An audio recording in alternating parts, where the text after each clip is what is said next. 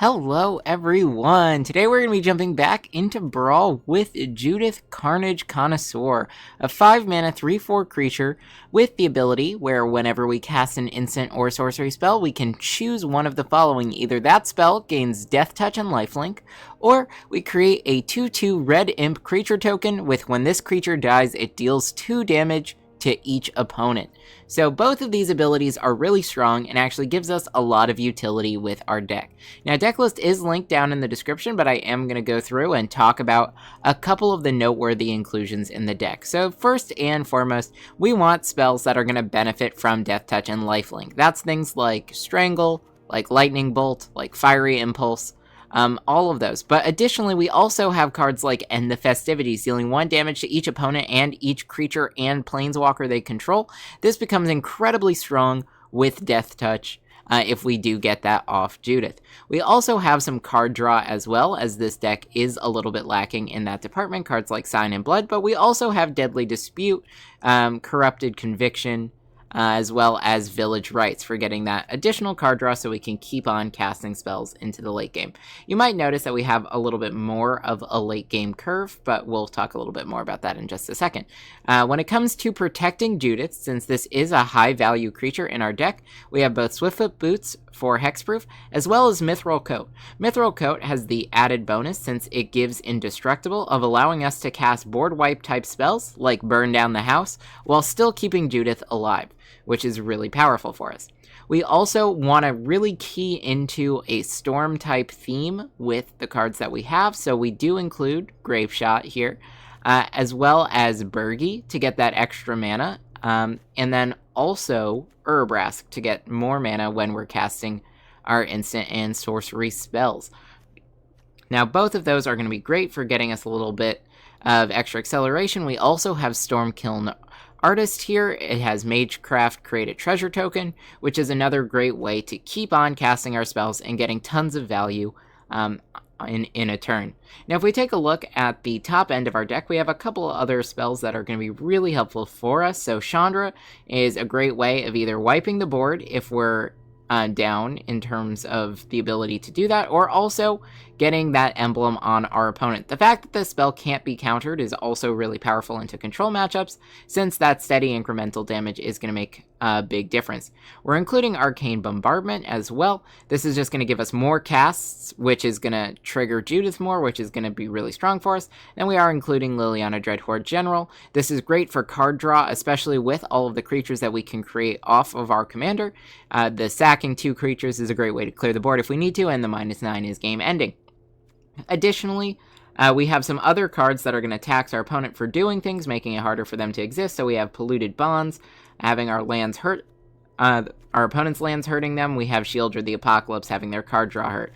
Additionally, we do include a copy of Grave Pact here. Whenever a creature we control dies, each other player is going to sacrifice a creature if we have this on the battlefield, and that synergizes really well with those disposable imp tokens that we get, as well as cards like Village Rites, which we talked about before, letting us sack a creature and trigger that. We also are including Exquisite Blood, Sanguine Bond, and Veto, Thorn of the Dusk Rose. So some of those in combination together can really combo off, causing our opponent to lose life, us to gain life, and then because of that, our opponent to lose life again, which is a great way to go ahead and kill our opponent with a combo win. We have Aetherflux Reservoir as another way to kind of benefit from casting a bunch of spells in a single turn, eventually being able to deal extra damage. And then the lifelink on our spells also helps get our life total up to 50 quicker. Mizzix Mastery is another way to end the game. We cast this for Overload, we get everything out of our graveyard, and that's really powerful as well. We do also include Underworld Breach, which is another great way to get more casts going for us.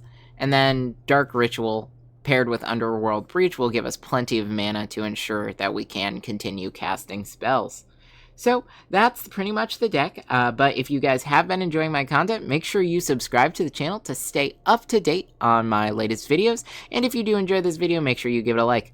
Let's go ahead and see how this deck does. Alright, on the play, and this honestly looks pretty good to me. Early Arcane Signet is always nice to see. We've got Strangle for some early interaction. Whirling Vortex is going to help us with Cascade as well. punishing our opponents for casting spells for free off that. So all in all, I'm really happy with what we're looking at.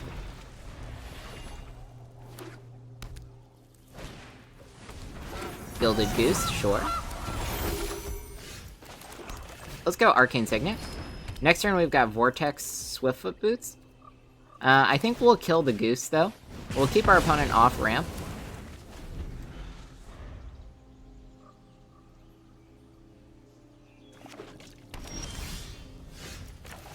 Okay, land. Let's go Vortex and Boots.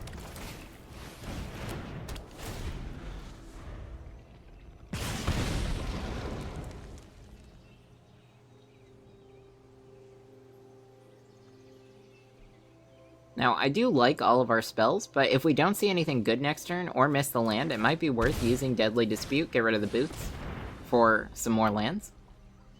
And for the ramp of the treasure token. But of course, ideally, we won't have to do that. Opponent is still ramping.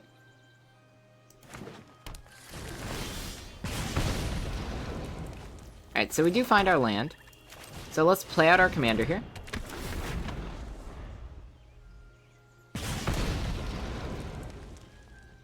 They may have a removal spell, but they'll have to choose between that and casting their commander. And I think they're going to want this liver out on the battlefield. Interesting. No, just some more ramp. This is honestly best case for us.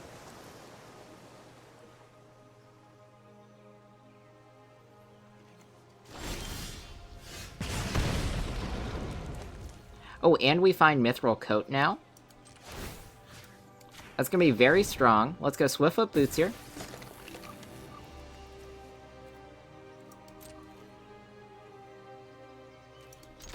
And then we'll attack. And then end the turn. Okay, opponent cycles, and that's fine.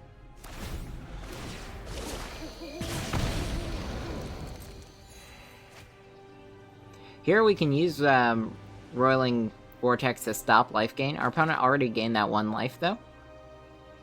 Not necessarily worth it. Alright, Emergent Ultimatum. That's going to deal a ton of damage to our opponent.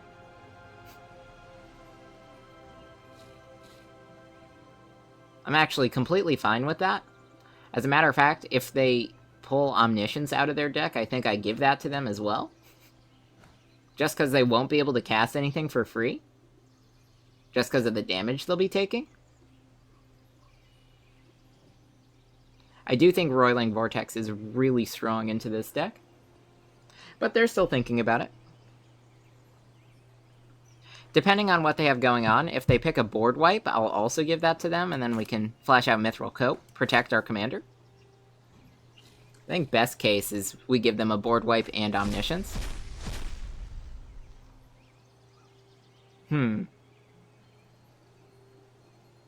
Alright.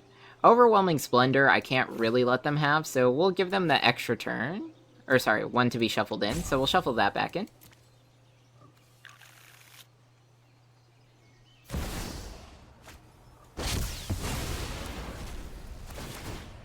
Yeah, that's 10 damage.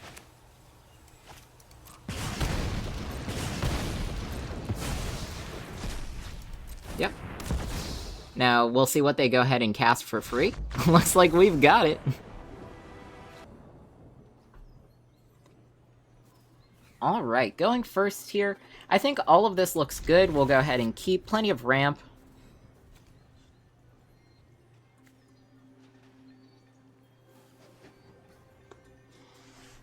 Our opponent has some decent potential for a control-style deck here. So I do think that ramp is going to be very helpful for us. Signet. Next turn we have Key.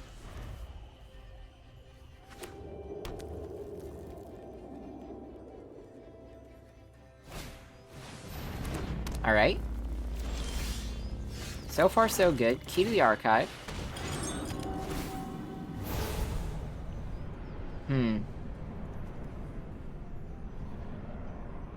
Honestly, I feel like I don't really need any of these. So we're going to grab Day of Judgment and then get rid of that, because Burn Down the House is going to do a similar thing for us, especially this early in the game. Next turn we can go Sanguine Bond, or we can try Phyrexian Arena.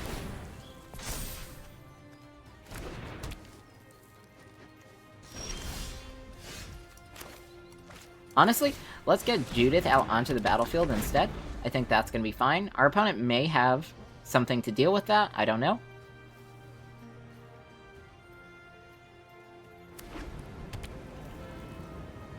Tapped land. Alright.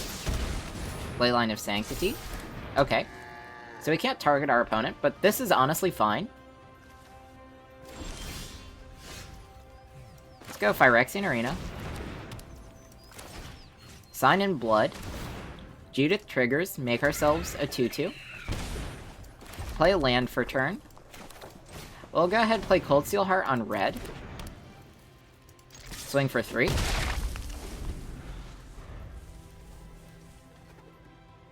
I'm feeling really good about this. Next turn we've got Ob Nixilis.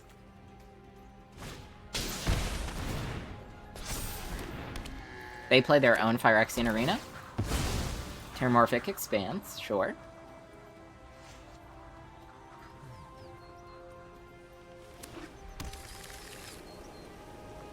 Two mana.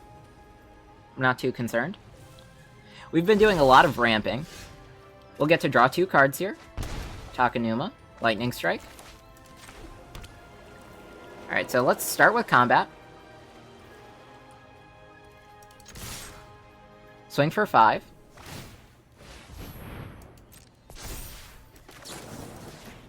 Lightning Strike here. Deathtouch lifelink. Game 3, kill that. We deal our damage. Go Ob Nixilis. Sack that. Get the copy. Let's go minus here. Plus there.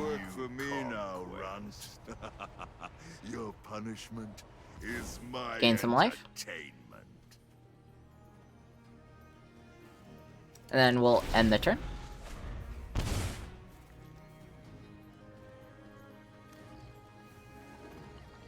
Now, Sanguine Bond is targeted, so we actually won't be able to hit them with it. This is kind of a dead card in hand as long as they have the Leyline. Maybe double up on Arena? No, Key to the Archive? Sure.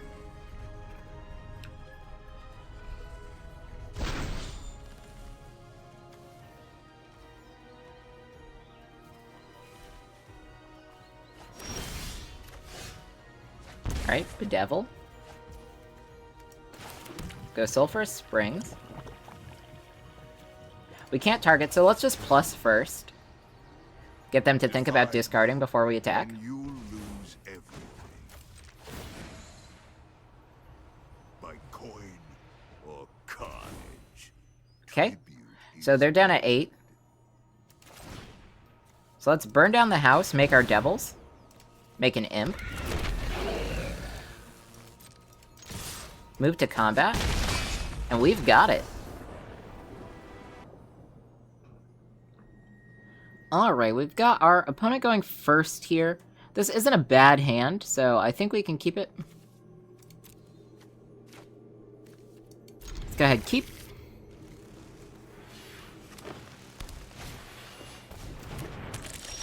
Do you think, important piece of information for you guys, Cavern of Souls should go on Shaman for us?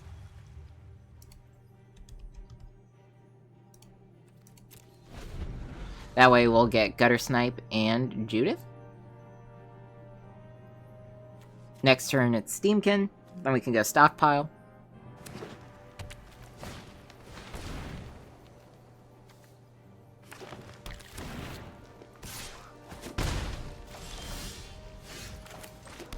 Pick red. Untap. Steamkin.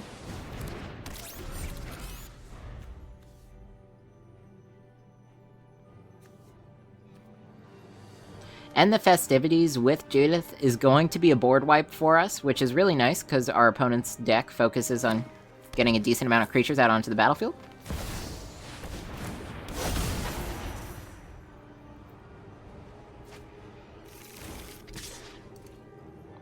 No blocks.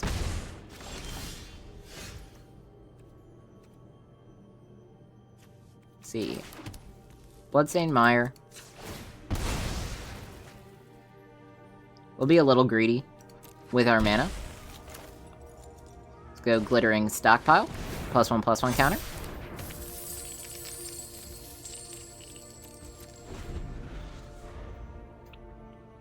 Now they're going to want to get Defiler Vigor out on the battlefield. So I don't think Runaway Steamkin or our Glittering Stockpile is in danger this turn. They can't attack with Haywire Might anymore. Galta Stampede Tyrant. Alright. We'll get our stash counter.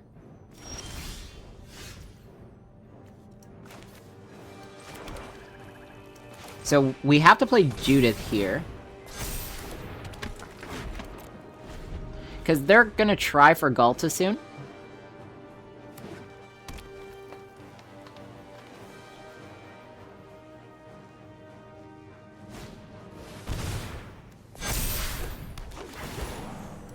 Yep.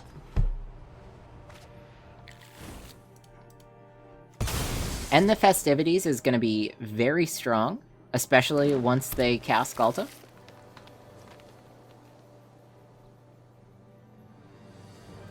Yeah, so they have Galta next turn. They'll play the Nissa.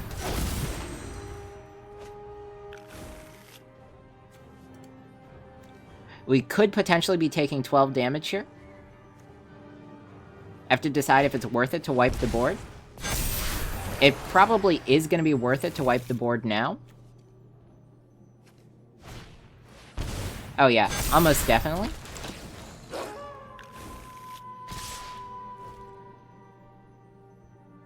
Alright, so we'll block 6. Say farewell to our Steamkin.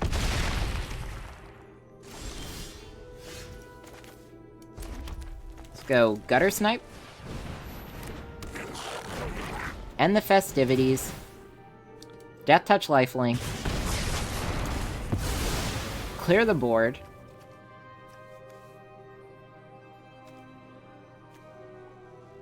There's one spell left in our opponent's hand, so we might as well cast Duress.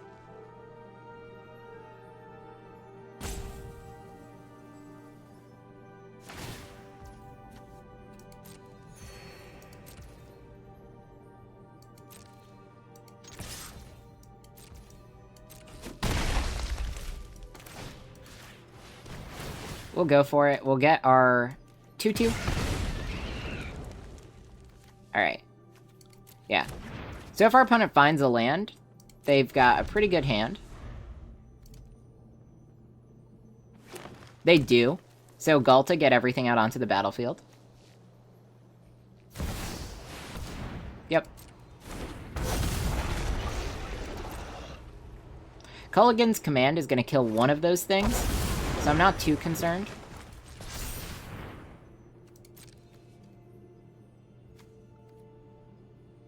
We'll just keep ticking up our stockpile. Okay, 2 of these things are going to die now.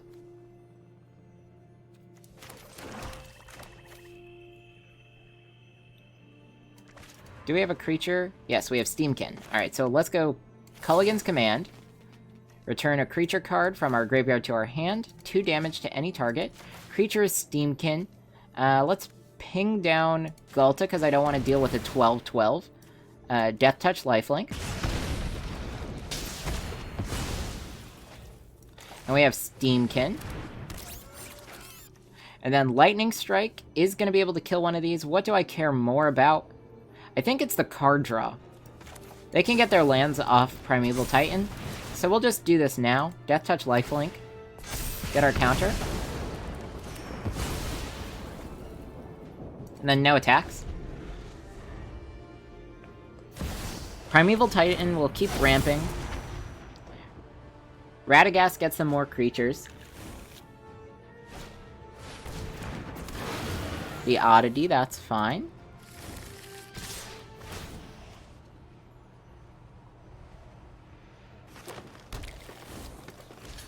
mean, I'm okay blocking like this, just to get rid of that.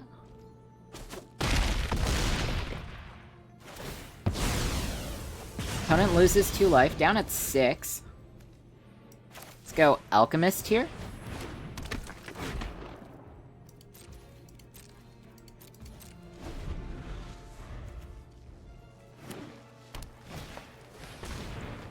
Druid of the Cowl, sure. We'll get our stash counter, because we don't have the card, doesn't matter. This is just more potential mana for us. We really need some card draw.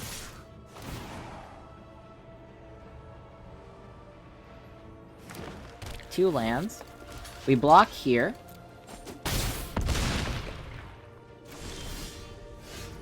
Alright, Arcane Bombardment. We just need to survive this turn.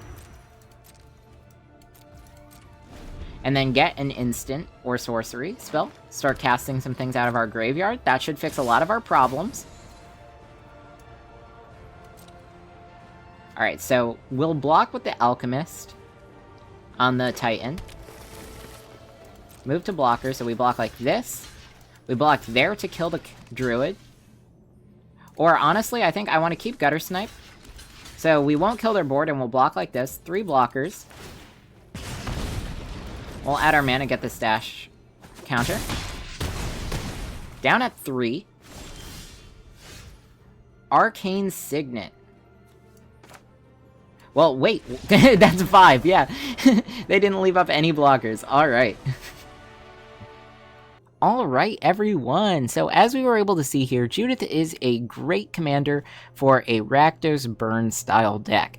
The main advantage here is that first ability, turning all of our small removal spells and red board wipes that might not hit creatures of all power into full board wipes and full removal spells, giving Death Touch, and then also giving us additional sustain with lifelink. The ability to create 2/2 red imp tokens is also great paired with some of our cards for extra card draw requiring sacrifice, like Village Rites and like Corrupted Conviction, but also those creatures are good for just using as blockers and then also threatening our opponent's life total. So we do get a ton of advantage by having our commander on the battlefield. Aside from that, we are playing a fairly straightforward burn plan.